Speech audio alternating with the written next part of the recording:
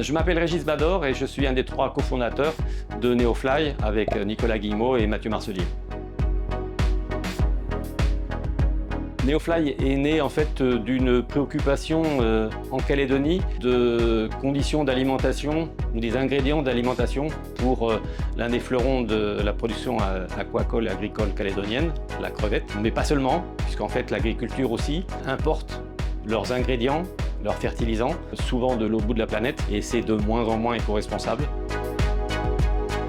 On s'est aperçu que cette solution qui est l'élevage de certains insectes permet aussi de résoudre d'autres problèmes et d'améliorer l'alimentation animale et puis de faciliter aussi l'agriculture locale.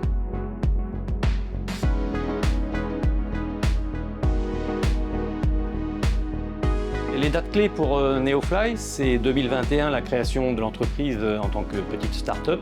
On a commencé à toute petite échelle avec la souche locale disponible de mouches soldats noirs. En 2022, on a transféré les installations qu'on avait toutes conçues dans une seule grande pièce, un seul container. On a fait l'effort d'acquérir un deuxième container, là où on est actuellement. Et à partir de 2023, avec l'aide de financement de territoires d'innovation, on a pu faire un premier changement d'échelle véritable pour avoir dans cette salle uniquement de la reproduction, dans le container uniquement de l'élevage des larves et dans un laboratoire la transformation.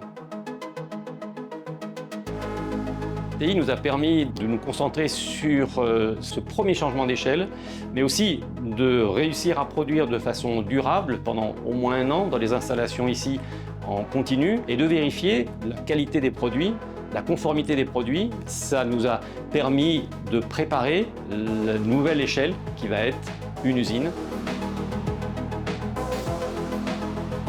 On a pu apprendre beaucoup de choses avec la fameuse évolution de erreurs.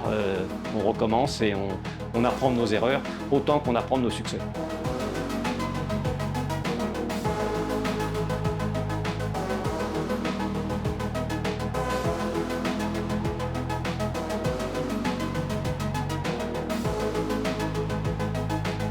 Au niveau du futur développement commercial, on a aussi gagné beaucoup de crédibilité auprès des fabricants de machines pour notre future usine.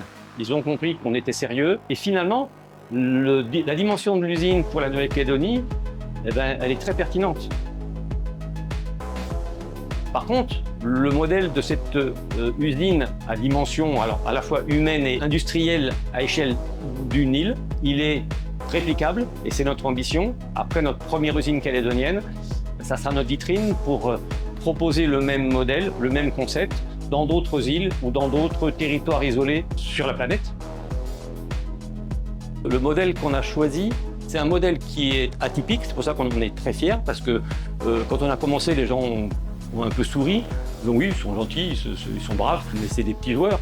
On est fiers d'être des petits joueurs parce que dans les îles, vaut mieux être des petits joueurs parce que c'est à l'échelle du pays. Il y a des dizaines, probablement des centaines d'îles dans la ceinture intertropicale de la planète où ce modèle pourrait au moins partiellement, voire complètement, se répliquer. Dans 3 ans, Neofly, on aura coupé le cordon de l'inauguration de l'usine et on commencera à produire. Je pense que ça sera un très grand moment. Et dans 10 ans, peut-être qu'il y aura 2, 3, 4, 5 usines Neofly dans le Pacifique, dans des îles du Pacifique, voire dans d'autres territoires insulaires.